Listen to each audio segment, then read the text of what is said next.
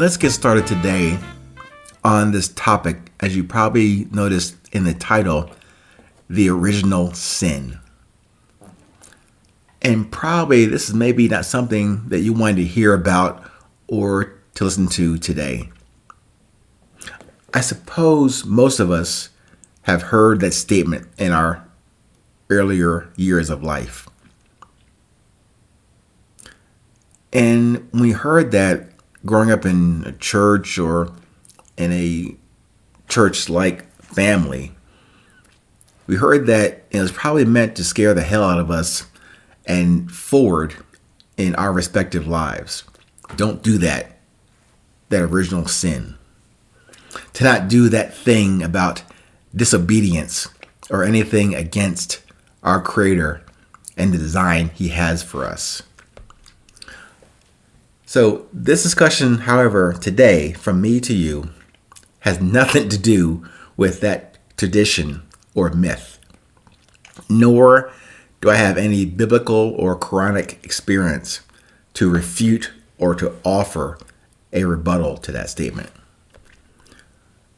No, I would like to use the title of this episode to change your perspective and as a current new and now reference.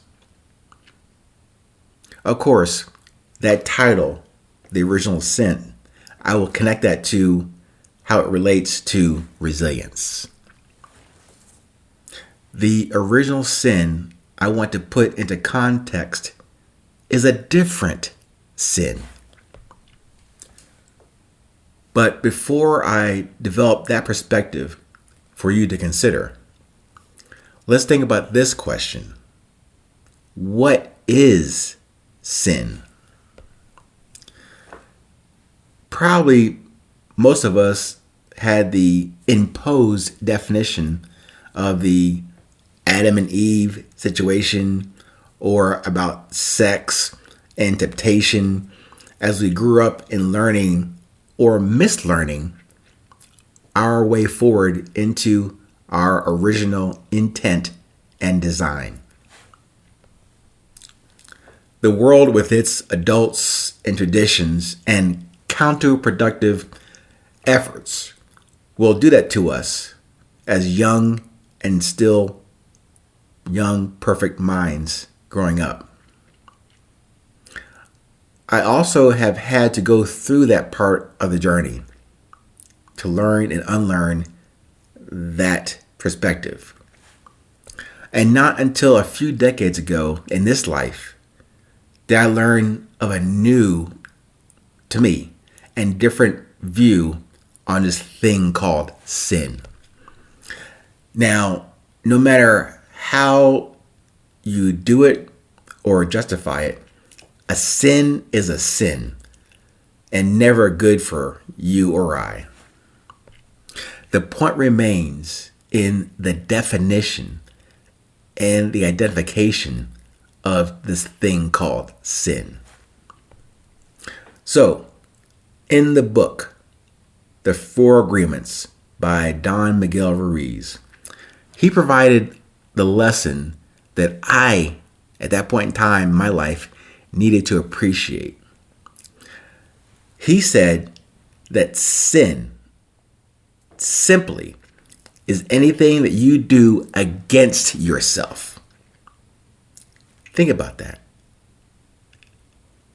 That sin is simply anything you do against yourself. Not some seedy, shady, or unauthorized or unadulterated activity. Anything outside of yourself and out of sight from the public. No. That definition by Don Miguel Ruiz, it does presume, however, that you know yourself. You have come to agreements with yourself.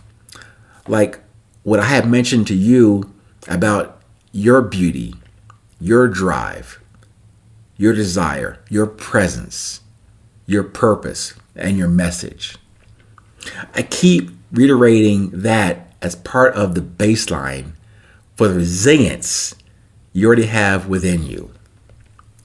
But you have to do that kind of internal, introspective, self-discovery work to take the chance, to choose, and to appreciate the consequences of your actions and your inactions in your life, in and for your own life. So that's the definition of sin from Don Miguel Ruiz. As I said earlier, I want to offer you the current and applied definition that I refer myself to when I know I have wandered away from my own agreements and my own direction on this journey. I, yes me, define sin as stuck in neutral. Now that definition is not as eloquent as Mr. Ruiz's viewpoint and in his fantastic book, The Four Agreements. But my definition is just a simple, resilient reminder in case you needed a way to reset your own compass like I do many times in every day. Stuck in neutral, meaning I have not taken that step forward. I have not made a discernible measure of progress, but I found excuses for not doing what I needed to do today. Remember that statement earlier about actions and inactions? Stuck in neutral, just idling away the energy I could apply to the issue or task or work at hand today. Like that workout to getting into my best physical shape. That floor that still need me to mop it. That work assignment that I have put off for yet another day. That phone call or that easy ask text I could send right now to someone that I care about. That to me clearly speaks to me about my daily original sin. But that's something I can do to address it. I can do something about that. That's not too complicated or difficult to understand and to execute in a new way or manner or approach. I got to get out of neutral, man. I got to get in drive. Press the accelerator. Look left, look right, look behind, and proceed forward. Now, I didn't even need the car example in this explanation. Define what drives you.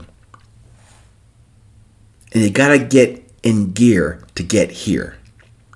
Define and agree with your drive, your beauty, your purpose, your message. State it and move forward with it.